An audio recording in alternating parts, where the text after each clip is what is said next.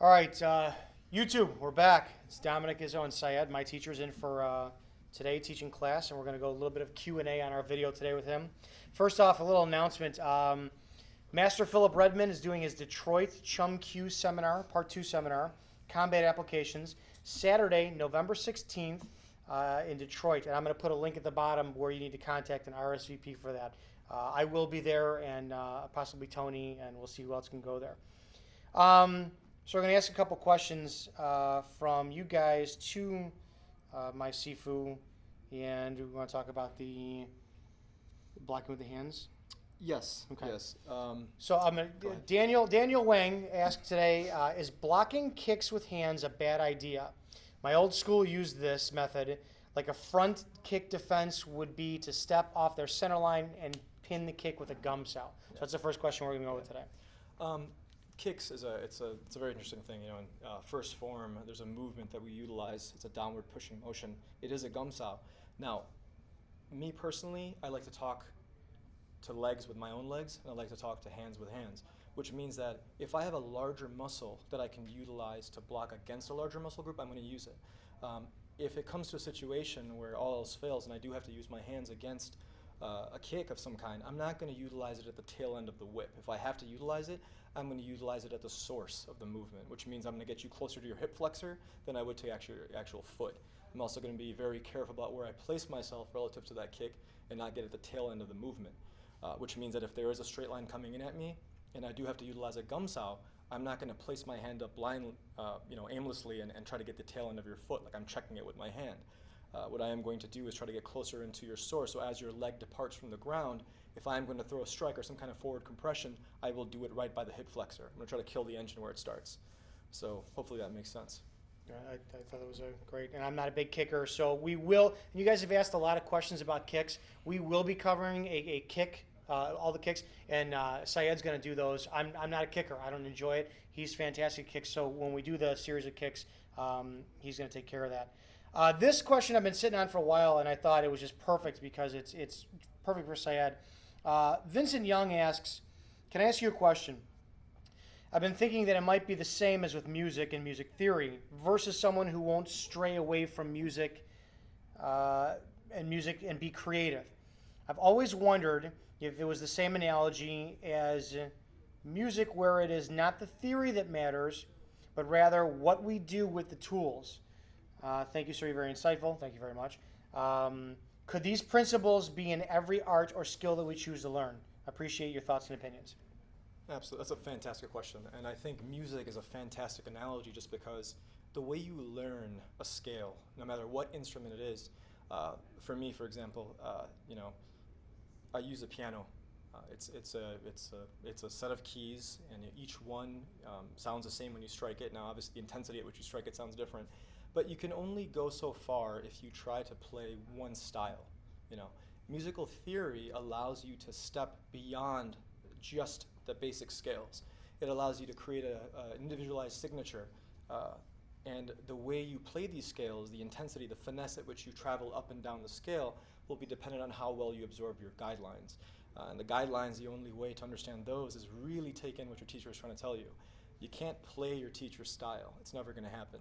What you have to do is take those guidelines and create something for yourself, tailor it for yourself, which means that not only do you have to effectively play these scales by yourself, but you have to be able to harmonize. You have to be able to play it with other practitioners, other players, and this allows you to understand adaptation, the external forces.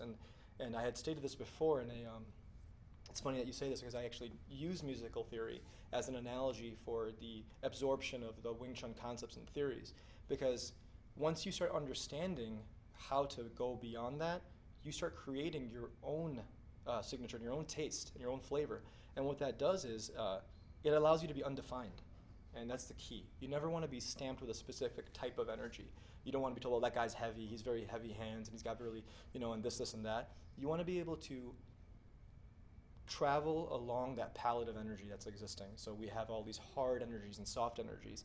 It doesn't mean that at any given point I'm going to be all of them at the same time, but I should understand how one bridges to the next, how one energy triggers the next. And what that does, it allows you to keep that dynamic state of Wing Chun. It allows you to constantly change with your opponent. If someone has a heavy hand, I'm not going to force a heavy hand back at them. I'm going to allow them to pursue a wall that initially starts as a heavy feel, and as they pursue it, it turns into something very soft and almost like water. So that's the idea when they say flow like water, be like water. The idea is you're adapting to an energy. No matter what is in front of you, if you don't adapt to it, you're going to fall victim to it, which means you're going to try to turn to just same energy to try to overtake you. And that's going to be you're going to cancel yourself out. And that's just going to be a wrestling match. So music, absolutely. A great analogy, an excellent question. And again, learn the guidelines, learn the basics, and then you can expand, and then you can start understanding what Wing Chun truly has to offer. No one looks the same. Dominick does a bong sao, I do a bong sao. It's not what it looks like, it's what it feels like. We're not putting calculations behind these movements. I'm not going to say you have to feel a 5% downforce in the front while your elbow has to be facing towards the sun and your butt has to be facing this way. No, it's more about how it works for you. I can't stress this enough. You have to create this style. You have to tailor it for yourself. No suit's going to fit the same way for every person, right? You got to create that yourself. So I hope that answers your question. But fantastic question. One of the best I've heard in a long time. Good. And we have one more. This is from our good friend Don Davenport. Don has trained with me, and he's a great friend for all of us. And I like this one a lot. This is great for you. This is something I've never actually asked you. What technique or concept took the longest to grasp or apply naturally? Yeah. So when I first started training Wing Chun, spend a lot of time in the gym. Spend lots of time in the gym. And that was, I was younger. I was just all about lifting heavy weights over my head. I got very excited when I was able to do that. As a result of that, understanding the distribution of weight and power and where power in Wing Chun comes from, I had a very rough time applying that because I wasn't letting go of the heaviness. So once I learned how to let go of the heaviness, which was my teacher basically bouncing my head off the floor, I learned that building muscle doesn't generally make you faster or understand Wing Chun better, and your general stature doesn't really mean anything when it comes to understanding concepts. When I let go and I started training a little more for functionality versus just heaviness, I became more mobile and I became more absorbing of the concepts. So it was very tough for me to let go of the heaviness. My shoulders were very tight, and I always kind of braced up before I actually let go. And then finally, when I understood what it felt like, it's one of those things where you don't look for it, it just finds you. When you understand the elasticity and where to just kind of let go, be the tail end of that slingshot, where you're always just cranked, and the time comes, you just let go of it. That can't come right off the bat. It takes a while to understand where your source of power is, where it comes from, and what letting go truly means in Wing Chun. Where I think a lot of people are trying to throw punches, and they have their parking brakes on. They're launching the punch with a lot of primed up energy, and that's robbing yourself of power. The basic guidelines of Wing Chun mean nothing if you don't bring relaxation behind it. So no matter what you learn, no matter how advanced or how basic the concept is, if you don't have that relaxation behind your movement, you're robbing yourself of power, and you're not getting the true, the true feeling of what you're actually trying to train for. And Wing Chun is a style that its true beauty comes out from the relaxation. You have to create room for expansion, and the only way you can create that room is by letting go.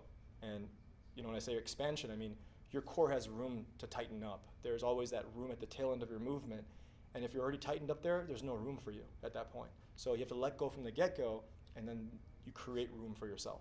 And that's where, for me, when I finally let go and started relaxing a bit more, my Wing Chun changed. It sounded different. It felt different. It took on a whole new meaning for me. So it was saying just relax is easy to say, but when you truly start understanding what that means, your Wing Chun game changes completely, as we both have learned. Excellent. Well, thank you very much. Absolutely. Remember, every Wednesday we have instructional videos come out. Thursday or Friday we have Q&A, and Syed does come teach once a month. So keep your questions coming in for me, and he'll be here once a month to answer questions along with us as well. So thanks much, and we'll see you in the next video.